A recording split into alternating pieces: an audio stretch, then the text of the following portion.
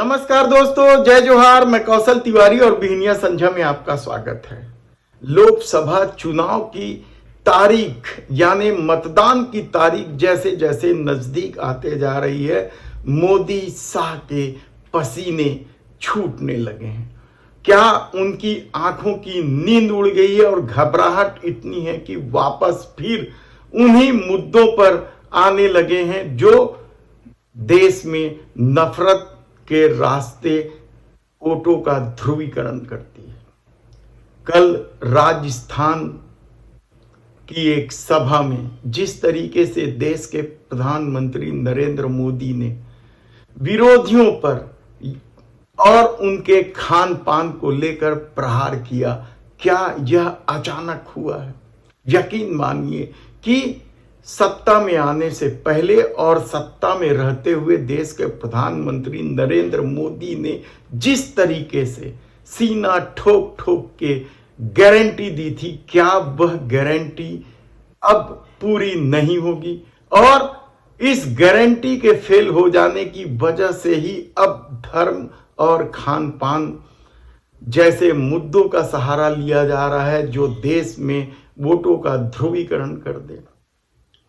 किस दावे के साथ देश के प्रधानमंत्री नरेंद्र मोदी गारंटी दे रहे थे और उस गारंटी का क्या हुआ? बात कहां से शुरू करें? किसानों को दी जाने वाली गारंटी से या महिलाओं को दी जाने वाली गारंटी से? सब तरफ तो मोदी सरकार फेल हो चुकी है। किसान नाराज है, महिलाएं नाराज हैं। बात महिलाओं से शुरू करें तो आप देखेंगे कि किस तरीके से मोदी सरकार के कार्यकाल के दौरान उन्नाव की घटना हुई, हाथरस की घटना हुई, कठुआ में मासूम बच्ची के बलात्कारियों का स्वागत किया गया और देश का नाम रोशन करने वाली महिला पहलवानों के रोते चीखते बिलखते तस्वीरों को कोई कैसे भूल सकता है? और किस तरीके से अपराधी को पूरा मौका दिया गया कि वह कुर्सी पर अपने आदमी को बिठा ले और पास्को एक्ट की धारा तक हटवा दे।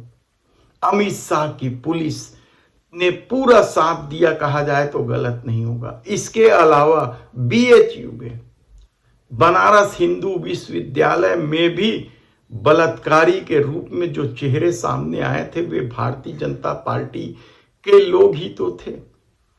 इसके अलावा मध्य प्रदेश की भी आप घटनाएं देख लें, मुरैना की घटना और भी दूसरी घटनाएं।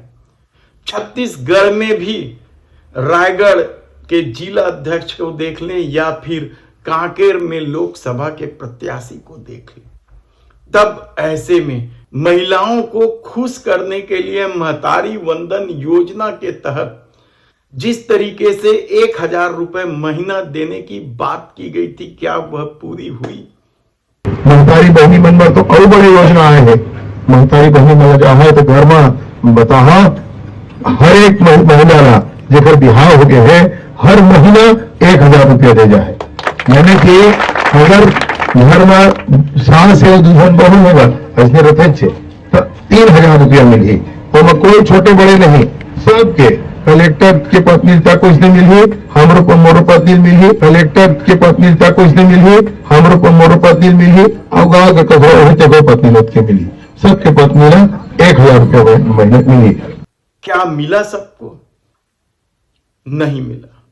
इसमें भी क्राइटेरिया फिक्स करके कितनी ही महिलाओं को किनारे कर दिया गया और देश के प्रधानमंत्री दावा कर रहे हैं कि उन्होंने महिला आरक्षण बिल पास कर दिया है।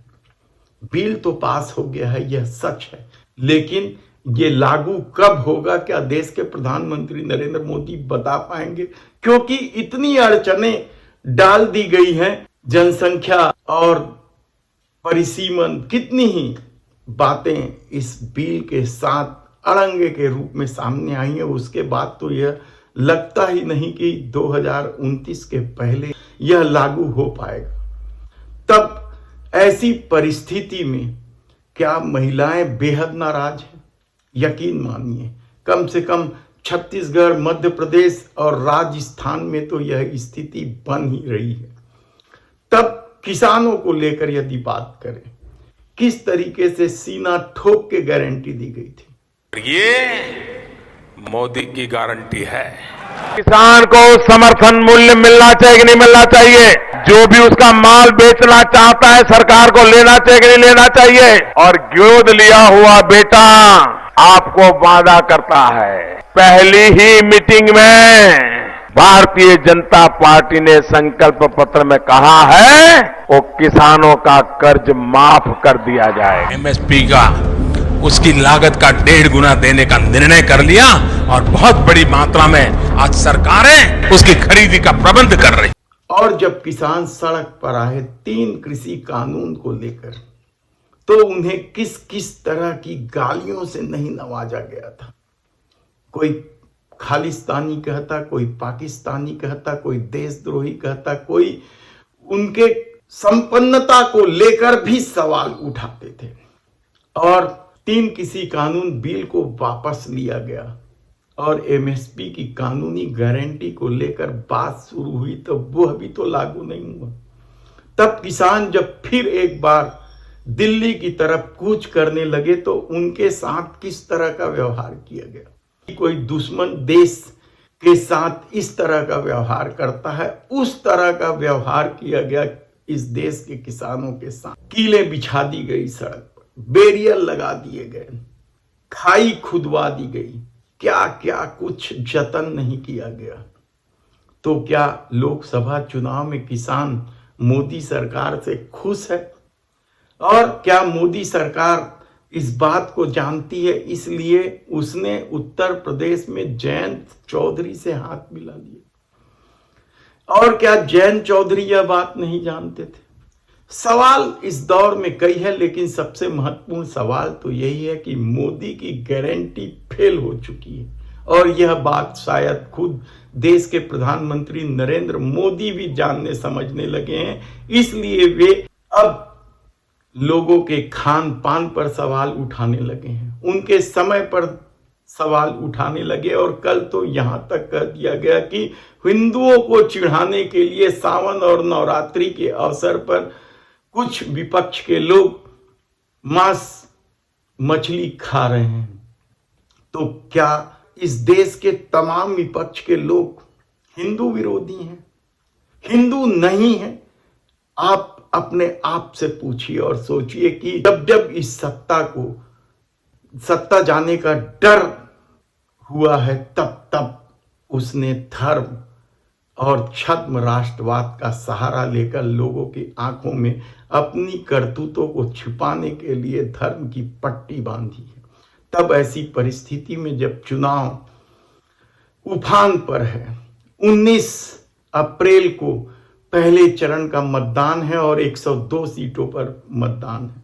इसके बाद 26 और 7 मई और फिर 7 चरणों में चुनाव है, फिर 4 जून को परिणाम आएंगे। तो क्या इस परिणाम की संभावना जो दिखाई दे रही है, उससे मोदी सरकार डर गई है? हालांकि वह बड़े ही आत्ममुग्धता से यह भी कहते नहीं चुकती कि जनता ने तो 400 सीट उन्हें जिता लिया है, मीडिया क्यों खर्चा कर रही है।